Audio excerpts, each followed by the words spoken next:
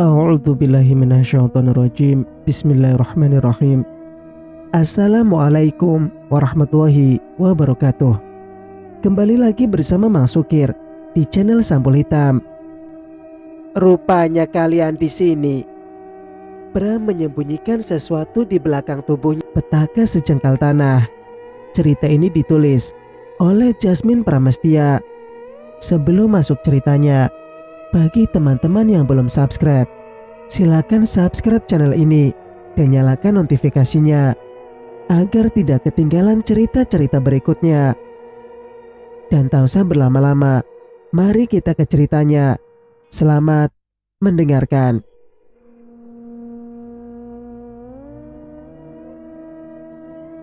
Tiga hari kemudian, tidak ada tanda-tanda kecurigaan pada Bram, seperti yang dikhawatirkan ibunya dan Mbok Narti. Bram berkunjung dan membelikannya beberapa pakaian serta kebutuhannya setiap hari. Hal ini membuat Nirmala merasa tak enak hati, takut terikat dengan kata balas budi. "Sudah siap menikah denganku?" tanya Bram berulang kali. Tentunya ketika dia datang menemui calon istrinya. Pertanyaan ini entah untuk beberapa kalinya. Nirmala tak kunjung menjawab atau memutuskan tanggal pernikahan mereka. Lagi dan lagi, Nirmala sedikit sangsi. Jauh dari calon suaminya membuat gadis itu merindukannya hampir setiap detik. Namun, berada di dekatnya seperti di pinggir jurang. Dia takut seolah-olah tak bisa berkutik. Perhatian calon suaminya terkesan kaku, tidak ada ekspresi wajah yang rileks. Bahagia atau pada umumnya sepasang kekasih. Entah ini hanya perasaannya saja atau memang Bram sosok pemuda yang dingin. "Siap," jawab Nirmala tergagap. Ia meremas ujung kerudungnya. "Kapan?" 3 hari lagi. Dimulai dari besok." "Baik." Bram tersenyum padanya. Tak sengaja Nirmala memandang wajah pemuda tampan itu. Keduanya pun saling memandang kemudian mengulas senyum. Jantungnya berdebar kencang. Nirmala gegas melempar pandangannya pada langit yang mulai berwarna jingga. Sebentar lagi matahari terbenam. Setiap pertemuan, keduanya bertemu di depan teras sambil menikmati pemandangan desa Kencanapati. Sepi dan jarang terlihat orang berlalu lalang. Nirmala melihat Bram merogoh saku celana jenis yang dikenakannya. Pemuda itu mengambil benda pipi layar sentuh. Seketika jari-jarinya menari di atas benda ajaib itu. Tak lama kemudian, Johan datang membawakan pesanan yang diminta Bram. Sebuah kotak dilapisi kertas kado berwarna merah hati polos, diserahkan pada majikannya. Bram memberikan kotak tersebut kepada Nirmala. Tentu dengan senang hati gadis cantik bermata belo itu menerimanya dengan rasa penasaran yang membuncah. "Apa ini?" "Buka saja. Pakailah gaun itu ketika kita melangsungkan pernikahan. Maaf, aku tidak bisa menggelar pernikahan kita secara besar-besaran." "Tidak apa-apa. Tidak perlu juga. Lagi pula aku..." "Apa? Katakan saja," tegas Bram. "Hanya membutuhkan seorang wali. Muslih kakak laki-lakiku tidak tahu di mana." Nirmala menundukkan dengan kedua mata yang berkaca-kaca. "Oh, gampang. Biar Johan yang mengurusnya. Sebelum pernikahan kita dilaksanakan, kakak laki-lakimu datang. Aku janji." Kini Nirmala bisa bernapas lega. Bram dan Johan berpamitan untuk pulang karena waktu mulai senja. Nirmala pun bergegas berdiri dari tempat duduknya. Ada informasi apa?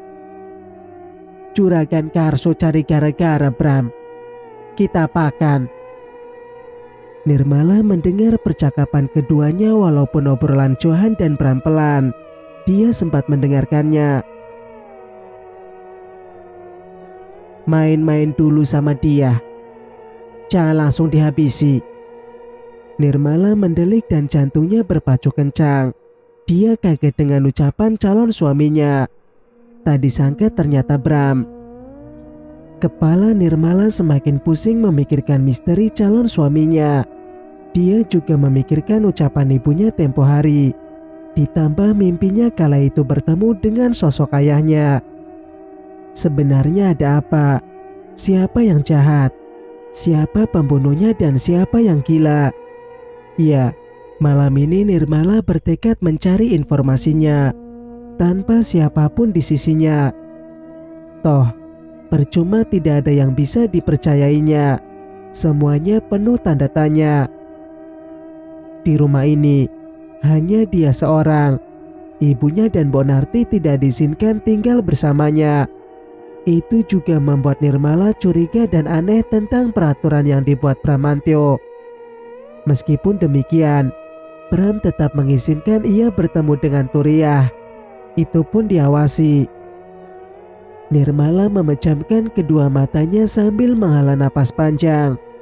Ada hal yang mengganjal, tetapi sulit terungkap juga, entah sampai kapan. Meskipun ia tinggal sendiri di rumah ini, ada beberapa orang yang mengawasinya di luar, sekitar 3 orang. Lalu, bagaimana caranya dia memantau Bram atau ibunya? Nirmala meniupkan udara dari mulutnya. Terdengar suara pintu diketuk. Nirmala bergegas merapikan pakaian dan memakai jilbabnya. Cepat-cepat ia keluar dan mengintip seseorang dari lubang kunci. Ada 2 orang, laki-laki dan perempuan sedang berdiri di depan pintunya. Mereka berpakaian rapi persis hendak menghadiri pesta.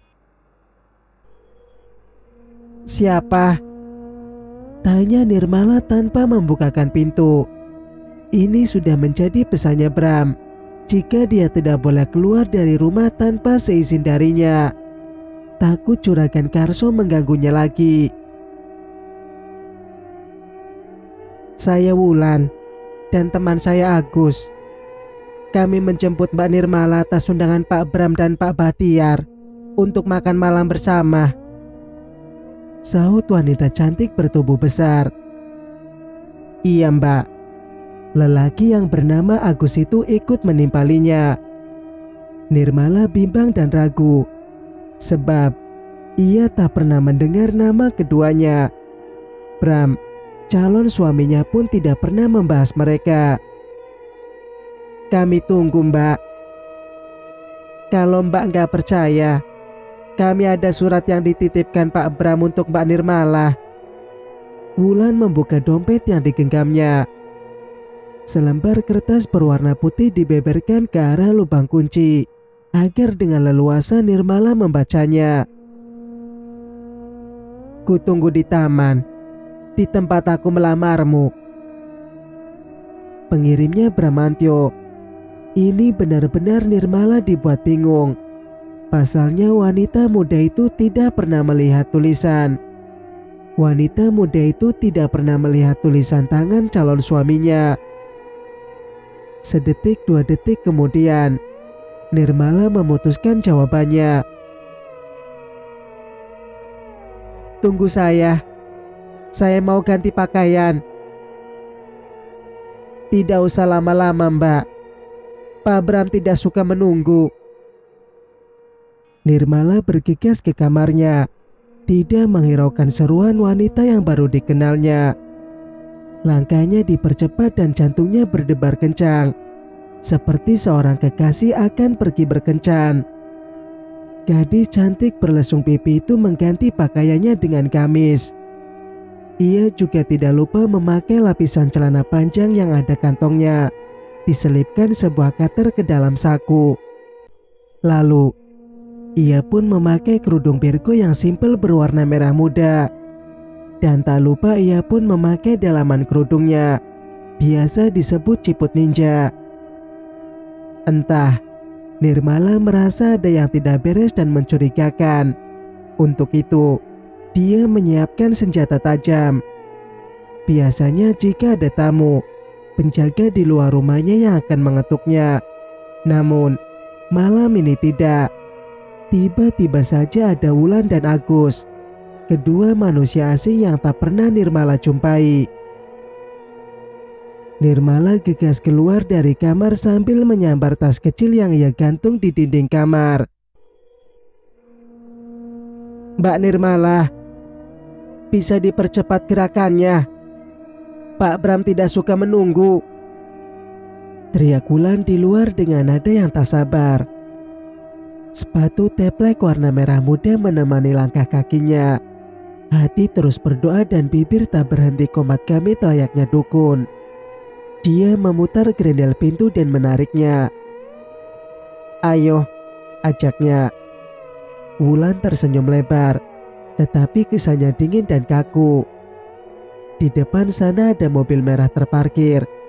Kedua mata Nirmala terus saja menyapu keadaan sekitarnya. Kemana ketiga penjaga yang ditugaskan untuk menjaganya? "Pada kemana?"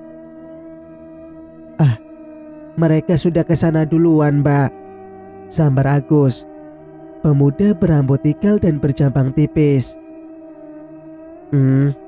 Hanya gumaman mewakili keraguan hati. Ini tak seperti biasanya.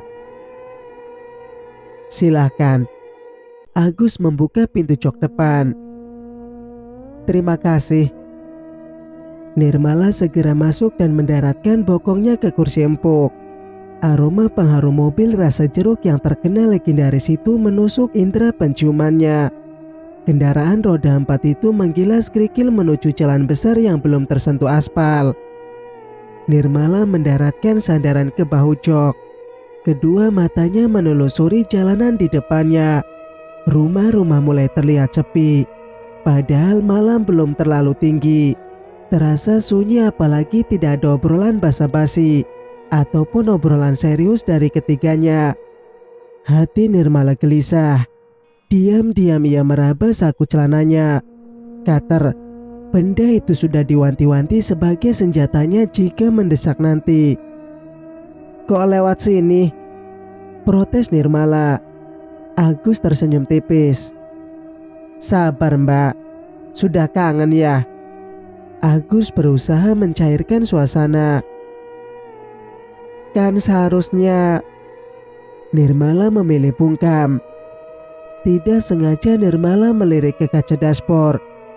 Dia melihat Wulan memegang kain. Lebih miripnya seperti sapu tangan. Nirmala tak bisa mengeluarkan suaranya.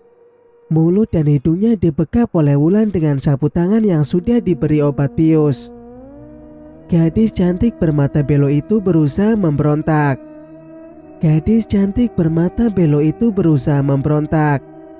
Tetapi gerakannya terbatas karena Wulan lebih dulu mengunci tubuhnya dengan tangannya yang besar. Tak lama kemudian, Nirmala tertidur lelap. "Apa ndak kasihan, Mbak?" ucap Agus ragu sambil fokus menyetir. "Kasihan. Tapi mau gimana lagi? Ini sudah perintah dari Juragan Karso. Bayarannya lumayan buat nambah-nambah dapur ngebul," jawab Wulan. "Aku takut Pram nyari kita." "Santai, mereka tidak akan tahu kok." Wulan menghela napasnya dengan panjang. Lagi pula ini tanggung jawab bandot tua itu. Perjalanan lumayan jauh. Keduanya membawa Nirmala ke sebuah tempat yang sudah ditentukan oleh Juragan Karso. 1 jam telah berlalu. Nirmala merasakan tubuhnya terguncang karena ban mobil menghantam batu-batu dan jalanan berlubang. Nirmala terbangun, tetapi dia pura-pura tertidur. Kesempatan ini ia gunakan untuk menguping pembicaraan Wulan dan Agus. Kira-kira mau diapakan dia? Mana aku tahu, Gus. Kamu bisa ngira-ngira aja soal bandot tua itu. Apa saja di lahapnya termasuk daun muda yang kita bawa. Kenapa? Tanya Wulan. Agus seperti sedang memikirkan sesuatu. Dia melirik sekilas ke arah Nirmala. Lalu sudut bibirnya terangkat tipis, tetapi menggambarkan efek sinis. Sebelum bandot tua itu, lebih baik aku yang menikmatinya. Dan jangan ngawur kamu. Tenang nih, Mbak. Agus tak mau kalah. Jangan gila kamu. Jangan macam-macam. Mbak takut ya? Iyalah, yang ada kita nggak jadi kaya. Keduanya hening sambil berpikir sejenak. Aku nggak tahan, Mbak. Agus banting setir. Ia membelokkan arah tak sesuai arahan dari Juragan Karso. Gus, jangan ngawur. Agus nampaknya tidak peduli dengan teriakan Wulan. Seolah telinganya tuli dan hatinya menghitam. Hasrat telah memperdayainya. Kamu diam saja, Mbak. Biar aku saja.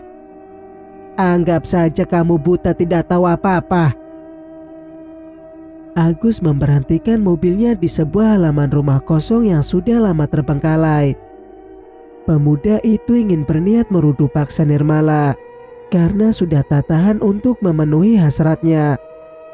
Pintu dibukanya, lalu ia pun keluar dan membuka pintu depan serta membopong tubuh Nirmala. Dia membawanya keluar menuju rumah kosong. Agus tak peduli dengan peringatan Wulan kakaknya. Dia menelusuri jalan setapak yang sudah tertutup rumput. Sorot lampu mobil menerangi langkahnya hingga ke teras rumah kosong. Pantulan cahayanya menerobos masuk ke jendela-jendela yang sudah lapuk dimakan usia. Gus, eling Gus. Wulan menarik kerah bajunya. Agus menendang Wulan. Ini bukan urusanmu. Wulan sang kakak tercengkang. Tubuhnya terhempas di semak-semak belukar yang menutupi sebagian halaman rumah kosong tersebut. Sementara itu, Nirmala ketakutan. Tangannya menggenggam erat potongan yang ia simpan di saku celananya dari balik kamis. Agus dengan dada yang bergemuruh sudah tak sabar ingin melepaskan hasratnya yang menggebu-gebu. Pintu diterjangnya dengan sekali tendangan. Daun pintu pun ambrol. Pintu terbuka lebar. Seketika aroma lembab dan apak menyapa indera penciumannya. Enak saja mau dinikmati bandot. Aku juga mau. Agus menatap Nirmala dengan tatapan penuh nafsu. Nirmala diletakkan di dipan jati yang dipenuhi sarang laba-laba, debu dan beberapa daun kering. Agus tak peduli kotor atau tidak.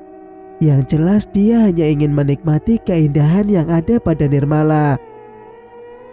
Pemuda itu membuka resleting celananya. Namun, kepalanya dipukul kayu oleh Wulan. Rupanya gadis bongsor itu masih mengikutinya. Bedebah! Agus meringis kesakitan. Dengan sekali tendangan, Wulan terpental meskipun tubuhnya besar daripada Agus. Ini kesempatan bagi Nirmala. Ia mengeluarkan cutter dari saku celananya. Buk! 2 injakan di dadanya membuat Wulan pingsan. Halo sayang. Agus menjulurkan lidahnya dan menjilati sudut bibirnya yang memar sambil menggoda Nirmala. Nirmala mengacungkan cutter berkarat itu ke arah Agus. Jangan galak-galak. Aku tidak menyakitimu. Agus mendekati Nirmala yang sudah ketakutan. Gadis cantik itu menodongkan senjatanya. Strat! Benda tajam itu berhasil mengenai telapak tangan Agus. Ah! Nirmala memilih menyelamatkan diri. Dia berlari menuju pintu belakang. Ia melihat lemari pakaian minimalis modern yang sudah dipenuhi debu. Gegas ia bersembunyi di dalamnya. Debu-debu bertaburan di udara membuat rongga hidung mancung Nirmala menggelitik hendak bersin. Agus mencari dan mengikuti jejak langkahnya yang hampir tidak kelihatan di lantai keramik. Sorot lampu mobilnya sampai di ruang tamu. Selebihnya gelap gulita. Nirmala bersembunyi sambil membekap mulutnya. Tubuhnya berkeringat dan wajahnya dibanjiri oleh peluh yang membuatnya perih ketika cairan bening itu merambat ke matanya. Pintu dibanting keras oleh Agus. Dia berdiri di ambang pintu. Halo sayang. Degup jantung Nirmala sudah sulit diatur. Dia hampir saja tidak bisa bernapas. Manakala melihat Agus mendekati tempat ia bersembunyi. Nirmala. Kedua mata Nirmala melotot lebar. Dia melihat seseorang datang yang berdiri di belakang Agus. Buk! Kepalanya dipukul dengan martil. Agus tergeletak di lantai bersimbah darah. Kepalanya pecah dengan sekali pukulan. Akan tetapi, dia masih bergerak. Mas. Nirmala mengenal seseorang yang membunuh Agus. Disusul pula kehadiran ibunya. Ya, ibunya yang ia cari ternyata muncul di sini. Mulut Nirmala menganga lebar. Bagaimana bisa? Kenapa ibunya ada di sini dengan pemuda yang selama ini ia cintai? Rupanya, mau ibu apakan dia? Terserah. Aku sudah muak dengan laki-laki bejat model sepertinya. Tidak, Nak Bram. Ibu. Oh, ibu sudah mulai menolak ya? Nirmala gemetaran melihat lelaki berjubah itu. Dia tidak menyangka bahwa selama ini pelaku pembunuh yang sebenarnya adalah Bramantyo, calon suaminya. Bramlah pembunuhnya. Berarti selama ini dia yang menghabisi nyawa orang-orang yang mengganggu Nirmala. Sungguh, Nirmala tak menyangka. Ibu tidak mau mengotori tangan ini lagi, kata ibunya Nirmala mengiba. Tubuh Nirmala berkeringat dingin, bercampur dada yang sesak akibat terperangkap di dalam lemari. Harusnya dia keluar saja. Tetapi ini kesempatan baginya untuk melihat siapa sebenarnya yang salah, ibunya atau Bramantyo. Gadis 20 tahun itu mengintip di celah pintu lemari yang tidak tertutup rapat. Meskipun hanya siluet tubuh pria tersebut, Nirmala mengenalinya dari suara. Ambillah Bu. Atau, ucap Bram terputus. Atau apa? Bentak Turiah. Atau ibu ikut menyusulnya? Ambil pisau atau palu ini yang akan memotong batang kemaluannya, Bu. Jangan, kata Agus lirih, tetapi masih bisa terdengar oleh telinga Nirmala. Ucapan calon suaminya membuat Nirmala semakin takut. Air matanya ikut mengalir karena sudah tidak tahan lagi. Perih, pedih dan kering tenggorokannya. Dadanya semakin sesak rasanya, seakan bernapas pun sulit. Kedua telapak tangannya terasa dingin bagai menggenggam salju. Dingin menusuk jantung. Sebilah pisau menggantung di udara. Turiah ragu untuk mengambilnya. Lakukan.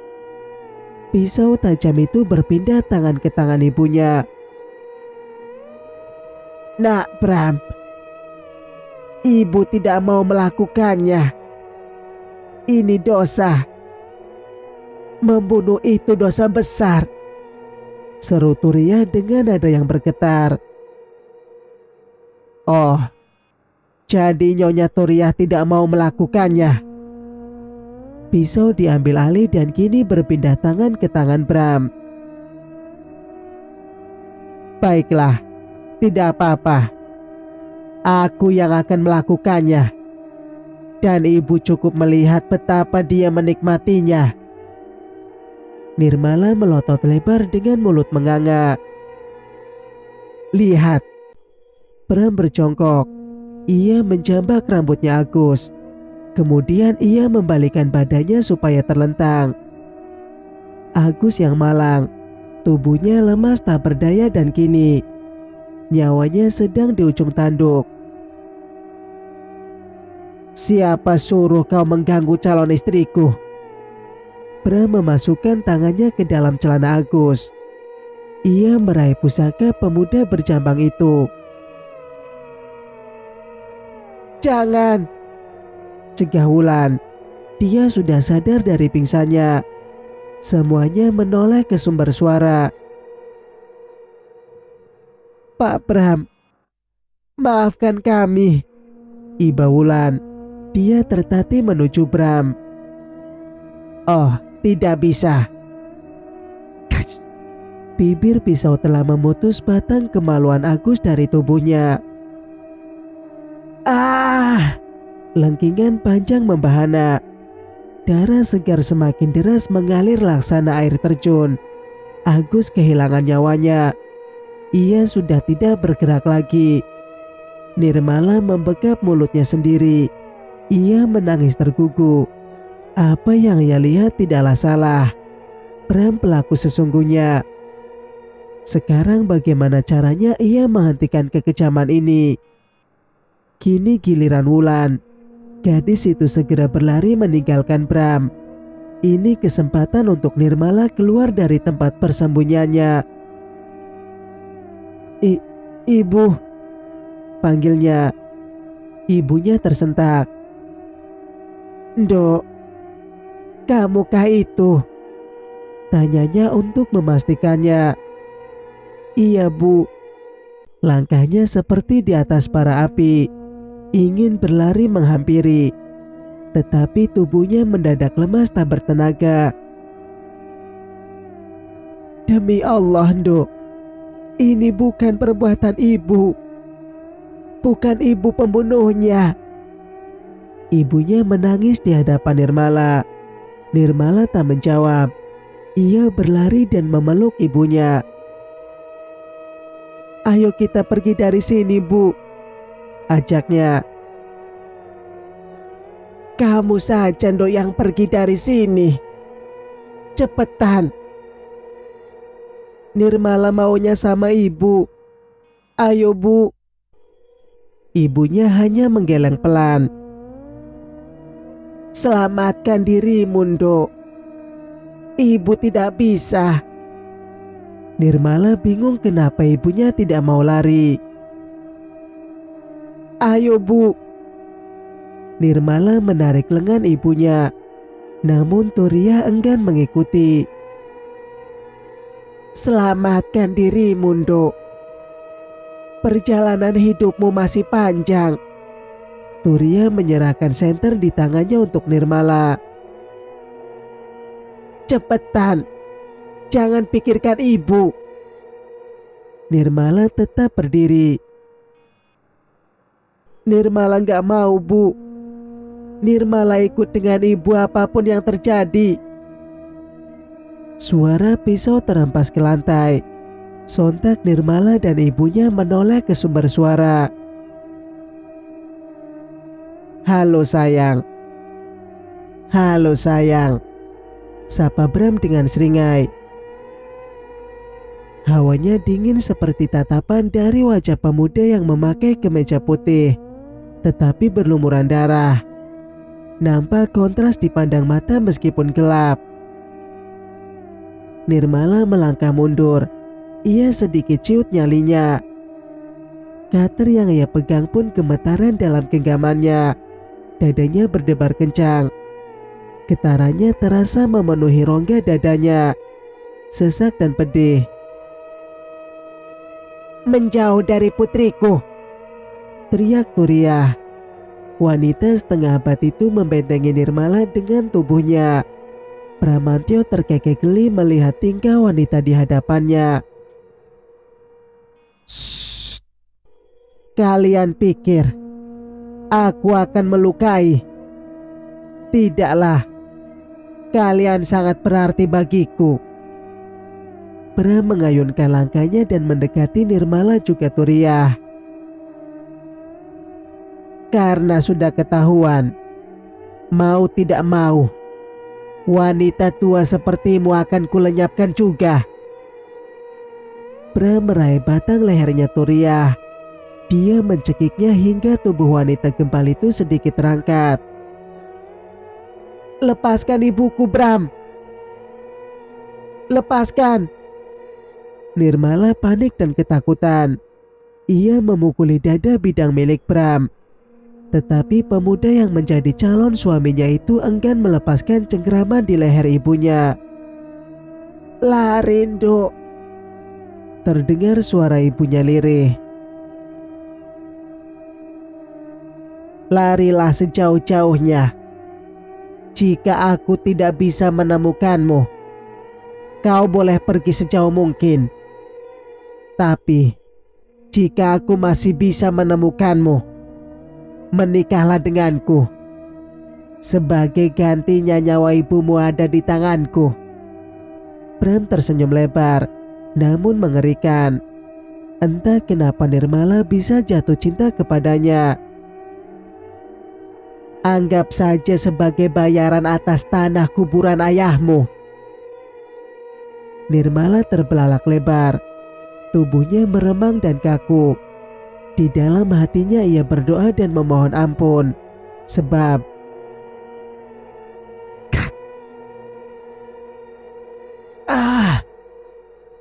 Bram mengerang panjang. Nirmala nekat menancapkan cutter ke perut Bram. Tak dalam, tetapi bisa membuat ia melepaskan cengkeraman eratnya dari leher Turiah. Sang ibu tergeletak di lantai. Cutter berkarat itu melukai pipinya. Satu gerakan menggores lengan Bram. "Bu, ayo kita pergi dari sini." Nirmala mencoba membopong tubuh ibunya. Dengan sisa tenaga, Turiah mencoba berdiri dan berlari pelan mengikuti langkah Nirmala. Keduanya pun berlari keluar dari bangunan terbengkalai itu. "Bangsat!" Pekik Bram terdengar melengking sampai keluar. Nirmala memapah tubuh ibunya. Berkeringat dingin dan napasnya ngos-ngosan. Dia mempercepat langkahnya.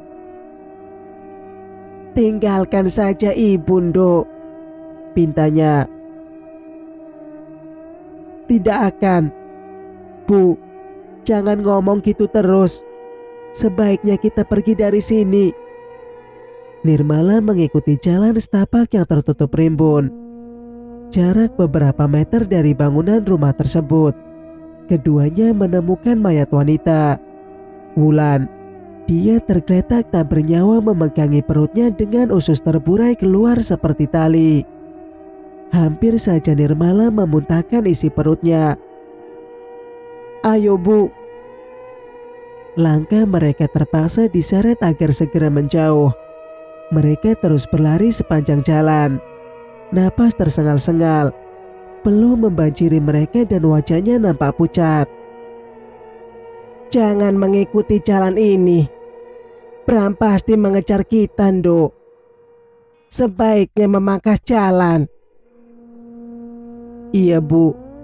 Gadis berkerudung itu pun melewati jalanan semak belukar. Tiba-tiba, cahaya senter mobil terpancar terang menerpa mereka. Gegas Nirmala menghadang kendaraan yang mau melintas dan berniat meminta bantuan. Tolong, tolong kami. Mobil berhenti seketika. Nirmala memeluk ibunya dan memapahnya. Hati gembira serasa bernapas lega. Mereka berdiri di pinggir jalan. Tadinya nak, kebahagiaan mereka sirna sudah.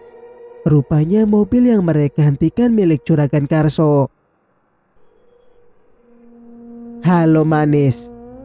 Nampaknya rusa betinaku ada di sini ya, ucap Karso girang dari dalam mobil. Dua anak buahnya turun dari mobil.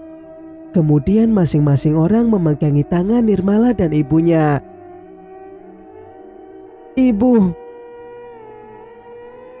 Nduk. Turia menangis dan pasrah. Bawa dia dan tinggalkan wanita tua itu.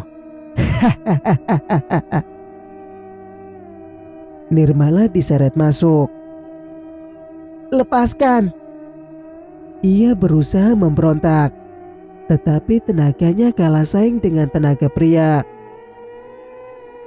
Jangan bawa putriku, Karso. Lepaskan. Ayo masuk. Jangan bawa putriku. Karso hanya tertawa kecil sambil menikmati cerutunya. Mereka tidak menyadari kedatangan Bram. Sebuah martil menghantam kepala lelaki yang memegangi Nirmala. Tubuhnya tergeletak tak bergerak lagi. Jelas, sebab kepala martil telah memecahkan tempurung kepala lelaki berkulit legam itu. Bram. Semua serentak menyebut namanya. Nirmala terbengong sampai tak sadar mulutnya menganga. Dia tersentak manakala Bram menarik tangan gadis itu. Karso, kau menginginkannya bukan? Bram tertawa terbahak-bahak, lalu memeluk Nirmala dari belakang.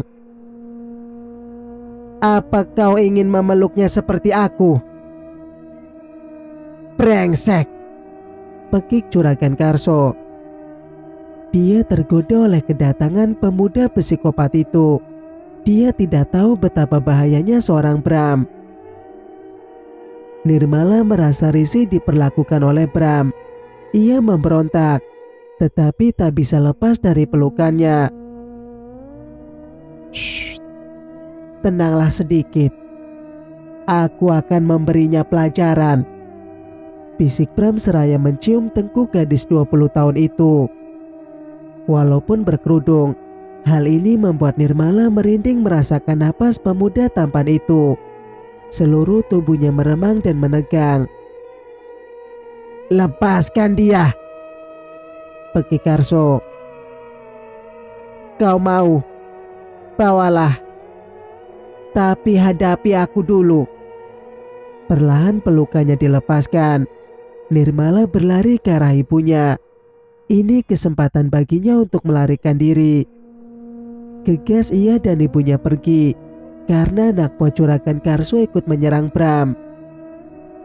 Singkat cerita, Nirmala dan ibunya berlari sejauh mungkin, menelusuri jalan yang berliku, licin, rungkut oleh rumput-rumput liar dan gelap.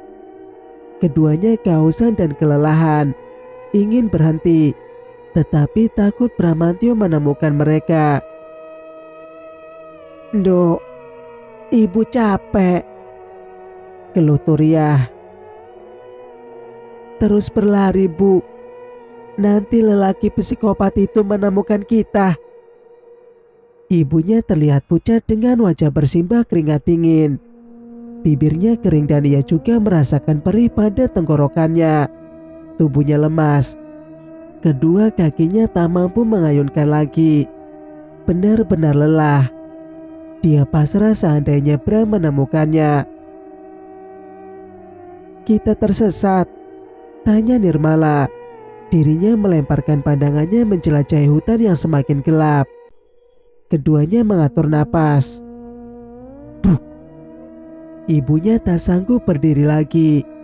Ia menjatuhkan bobotnya ke tanah beralaskan rumput yang basah oleh embun. Nirmala memeriksakan situasi. Secara tidak sengaja, ia menemukan sebuah sumur tanpa pengaman lubang dan tanpa tiang penggerak timba. Sumur tersebut lumayan dalam dan ada beberapa batu-batu besar di dalamnya. Sorot rembulan seolah berpihak kepadanya. Sinarnya membantu penglihatan di malam yang gelap. Gadis itu berjalan pelan-pelan untuk memastikan sumur yang hampir tertutup dengan rumput. Di seberang sumur ada sebuah pohon mahoni yang besar. Nirmala mendongakkan kepalanya.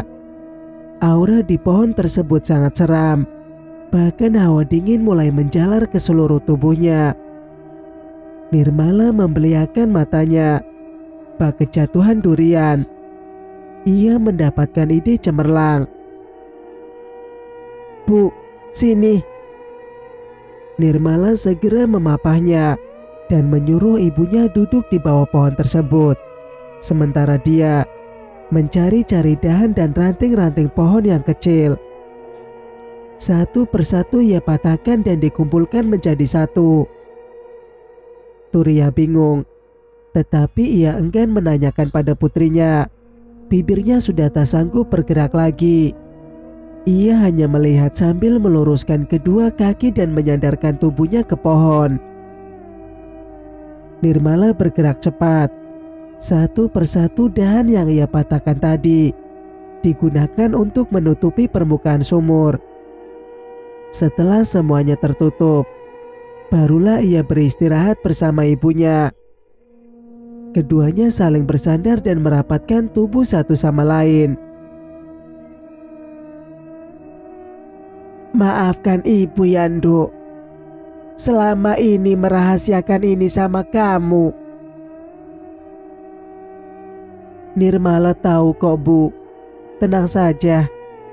Semoga malam ini segera berakhir." "Dia sangat mencintaimu, Nduk. Dia tidak rela siapapun yang menyakitimu. Anak buahnya Karso mati satu persatu. Semuanya atas perbuatan Bram. Apalagi saat kamu..." Ucapan ibunya tertahan. Dia tak sanggup lagi berkata-kata. Air mata perwakilan dari kelanjutan ucapannya. "Bukan ibu yang membunuhnya, bukan. Katanya dia terobsesi dan mencontoh mendiang ibunya. Dulu, ibunya diperkosa dan dicampakkan hingga ia mengandung Bram. Melahirkan seorang diri dan dikucilkan. Dendam selama bertahun-tahun. Ia balaskan kala Bram memasuki usia 17 tahun. Wanita itu membawa Bram untuk menemaninya membunuh calon korbannya." Nirmala terbelalak lebar mendengar ibunya bercerita. "Wanita itu brutal. Satu persatu korban tewas di tangannya. Dari sana ia belajar cara menyembuhkan luka di hatinya. Sampailah ketika ia pertama kalinya ke desa kita, melihatmu diam-diam dan jatuh cinta kepadamu." "Jadi, Pak Bahtiar bukan ayah kandungnya?" Turia menggelengkan kepalanya pelan. "Bukan. Dia laki-laki yang tulus mencintai ibunya Bram dan menikahinya. Namun ibunya Bram tidak berumur panjang. Ia meninggal setelah melahirkan anak hasil pernikahan mereka. Sayang, sang bayi pun ikut meninggal." Nirmala menghela napas.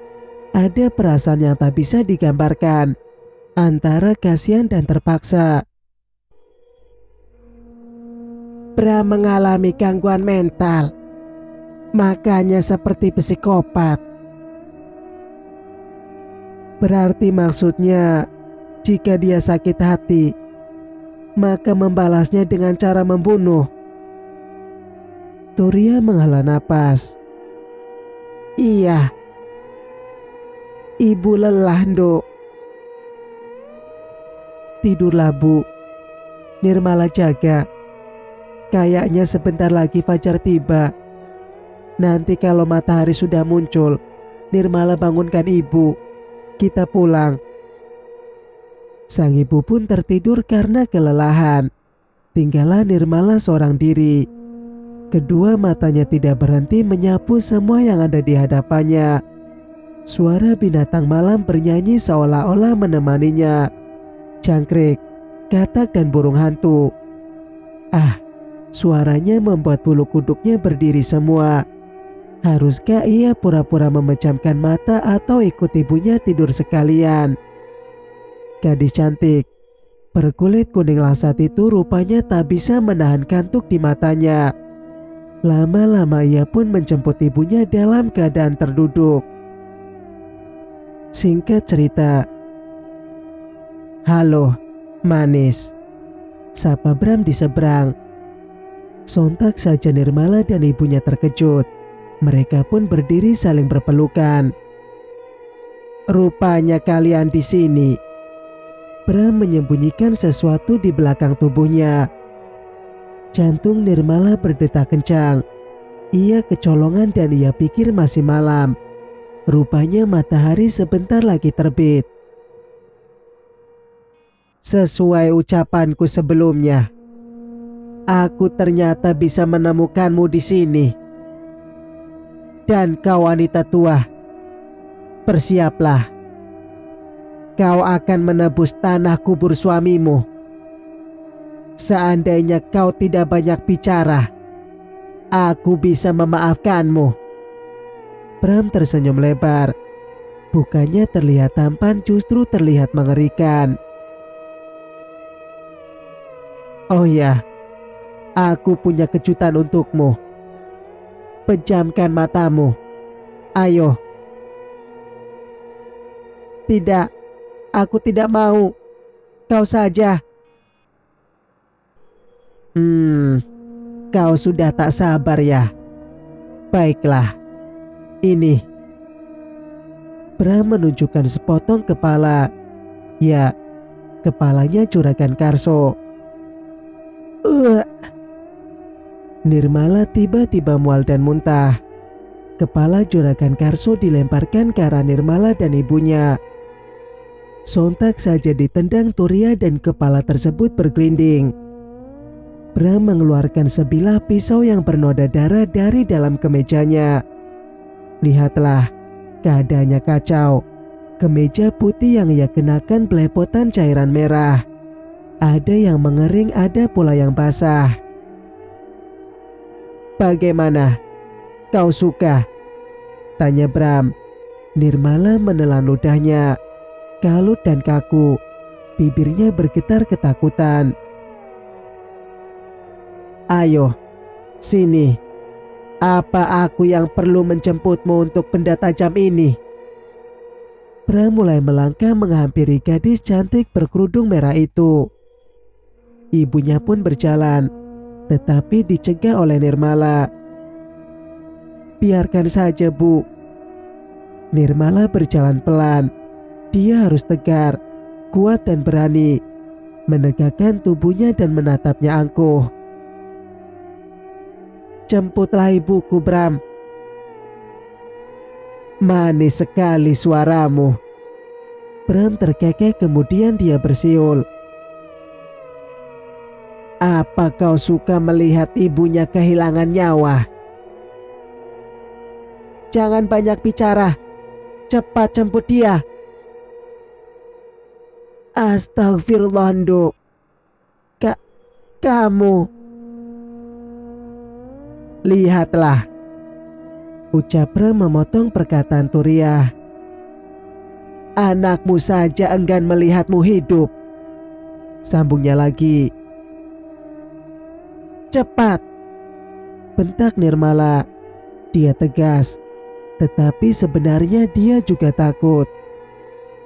Bram melangkah menatap sambil membawa pisaunya. Ketika bersemangat melangkah, ia terperosok dan terjebur ke dalam sumur. Ya, jebakan Nirmala berhasil. Bram terjatuh ke dalam sumur. Bram terjatuh ke dalam sumur.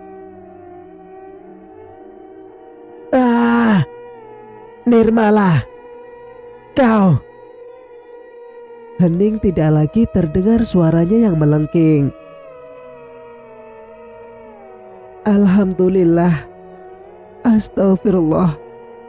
Gusti, maafkan hambamu. Nirmala menangis sesungguhkan. Sang ibu memeluknya sambil menangis terharu.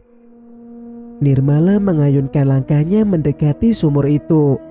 Dia melongokkan kepalanya. Bram tak bergerak lagi. Posisinya tengkurap dan wajahnya berlumuran darah merah yang mengalir membasahi batu-batu besar di dalam sana. Nirmala terduduk.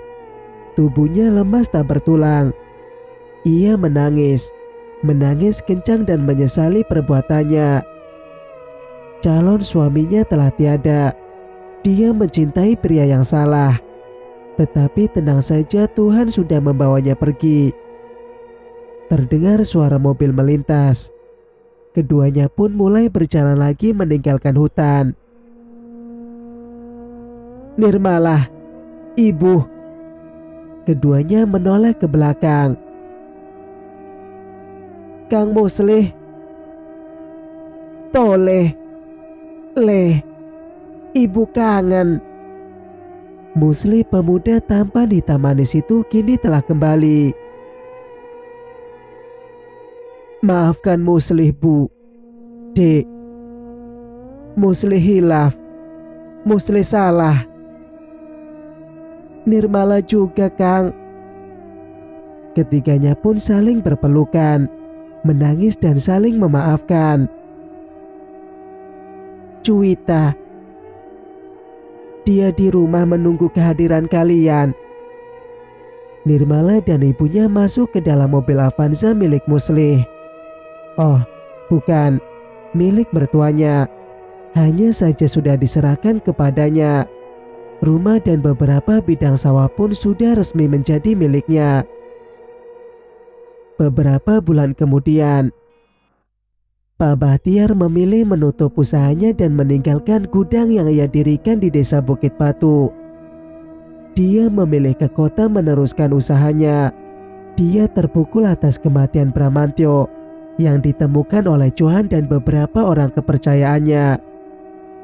Singkat cerita, Johan, dia ditemukan mati gantung diri di atas pohon pelumpang. Dia tak rela dan kehilangan sahabat baiknya. Sedangkan Nirmala dan ibunya tinggal di sebuah rumah kecil dan sederhana milik mereka. Rumah yang dibelikan Muslih tentunya tidak gratis. Nirmala dan ibunya bekerja di kebun putranya, merawat padi, sayur-sayuran dan buah-buahan. Mereka digaji dengan gaji yang setimpal. Tentunya mereka hidup di tanah sendiri, bukan tanah sengketa. Ada satu lagi yang membuat mereka aman. Tidak ada karso. Tidak ada lagi orang yang mengambil tanah milik orang lain. Bagaimana dengan makam Parto? Tenang saja, makam itu tetap di sana. Masih terawat walaupun jaraknya lumayan jauh. Siapa lagi kalau bukan Turiah? Wanita setengah abad itu rutin berkunjung memanjatkan doa atau sekedar menabur bunga. Nirmala dan ibunya hidup bahagia. Desa mereka aman, sentosa, tentram dan damai. Apalagi juragan Karso sudah tiada.